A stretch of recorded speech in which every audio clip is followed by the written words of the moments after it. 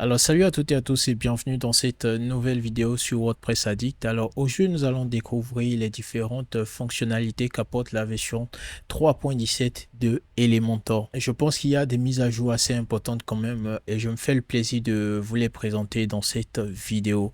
Avant de commencer, j'aimerais vous inviter à aimer cette vidéo, cela me fait vraiment plaisir et n'oubliez pas aussi de vous abonner si ce n'est encore fait. Partagez la vidéo autour de vous pour la faire voir au plus grand nombre de personnes.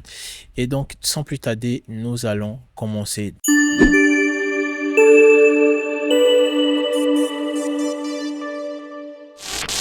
Donc, comme vous le voyez là, je suis sur mon écran, d'accord. Donc, j'ai inséré un loop grid, d'accord, avec, bon, j'ai tout simplement utilisé des types de posts, hein. Là, vous pouvez voir dans mise en page, publication, choisir un modèle Elementor boucle. Donc, voilà. Et ici, le nombre de colonnes, j'ai choisi 3 et j'ai choisi d'afficher 4 éléments. Et maintenant, ce que je vais faire, c'est tout simplement de me rendre ici dans pagination, d'accord. Et là, je vais tout simplement sélectionner, voilà, un type de pagination. Donc là, j'ai sélectionné les nombres et vous voyez qu'ici, j'ai maintenant les paginations. Alors, voici la nouveauté, d'accord. C'est au niveau du type de chargement des pages, d'accord. Et vous pouvez voir que nous avons page reload, d'accord. Page reload, c'est voilà ce qui a toujours existé sur Elementor. C'est-à-dire qu'à chaque fois où je changerai de page au niveau de mes posts, eh bien, toute la page va se recharger, d'accord. Et c'est ce que le Ajax, d'accord, vient tout simplement changer parce que maintenant, en activant le Ajax, voilà, tous mes éléments n'auront pas besoin d'être rechargés, c'est-à-dire toute la page, imaginez-vous une page bien longue avec plusieurs conteneurs, et bien toute la page n'aura pas besoin de se recharger avant que je ne puisse voir la page suivante, d'accord, de mes articles de blog par exemple. Donc là, je sélectionne Ajax par exemple et je fais publier pour sauvegarder. Donc là, je viens en mode prévisualisation comme vous le voyez là et je clique sur 2. Et vous voyez, uniquement mes éléments ont été chargés. D'accord, la page n'a pas été chargée, vous voyez, là uniquement mes éléments ont été chargés. Et voilà, bon, il y a un blanc qui intervient lors des chargements, je pense qu'ils sauront régler ça très bientôt. Donc voilà un peu hein, le Ajax Loading, c'est une des nouvelles fonctionnalités de la version 3.17 que vous pouvez évidemment tester. Donc, à part ça, nous avons le auto scroll dont je l'active et j'enregistre. Vous voyez là, je suis tout en bas. D'accord, je clique dessus. Alors, avec le auto scroll, voilà, il y aura un scroll automatique. Donc, fais le haut. Donc, d'accord. Donc là, je suis en bas et puis je clique sur le 2. Vous voyez, automatiquement, j'ai été ramené dans la partie à la partie supérieure. Donc, pour voir le début en fait de tout ce qui s'affiche. Et vous voyez, voilà, c'est beaucoup plus harmonieux que tout à l'heure où c'était un peu brusque. Là, regardez, je désactive, d'accord, et je viens cliquer là sur le 2. Vous voyez, la page change, mais je suis toujours resté en bas de page, donc je ne vois rien. Il va falloir que je scrolle par moi-même pour pouvoir découvrir mes éléments. Par contre, si je l'active, voilà, je pourrais tout simplement être redirigé automatiquement vers le haut des éléments.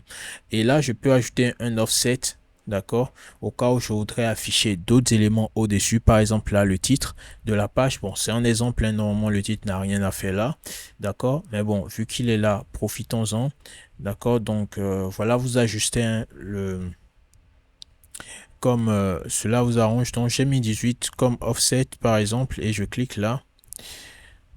Je vois que ça n'a rien fait, donc je mets peut-être 180. Je sauvegarde. D'accord. Et donc, vous voyez, avec 180, ça m'a fait découvrir tout le haut de la page. D'accord. Donc, je sais pas, là, je peux mettre 60.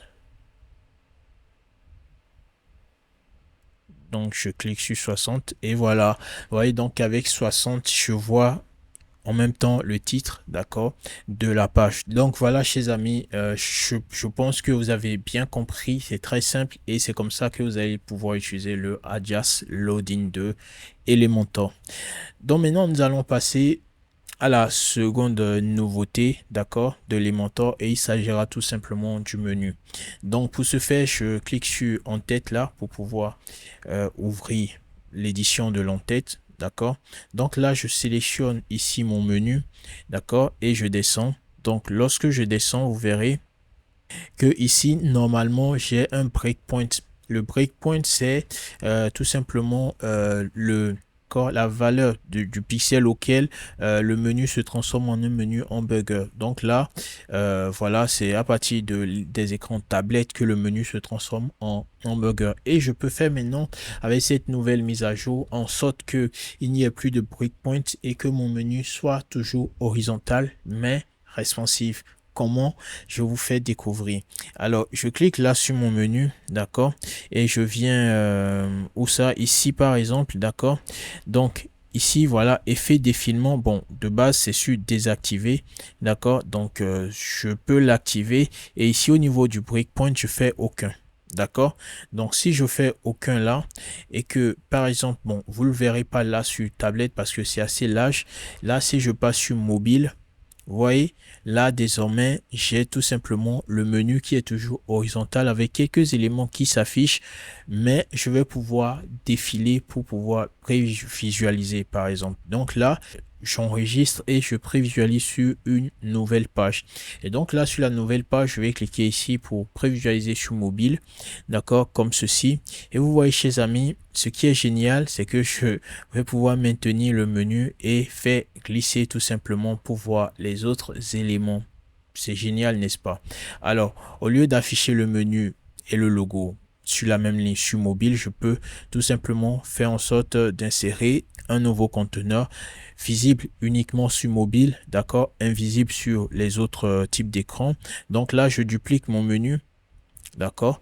Donc si vous créez ceci, vous allez devoir rendre ce menu invisible sur mobile afin qu'il n'y ait pas deux menus à la fois.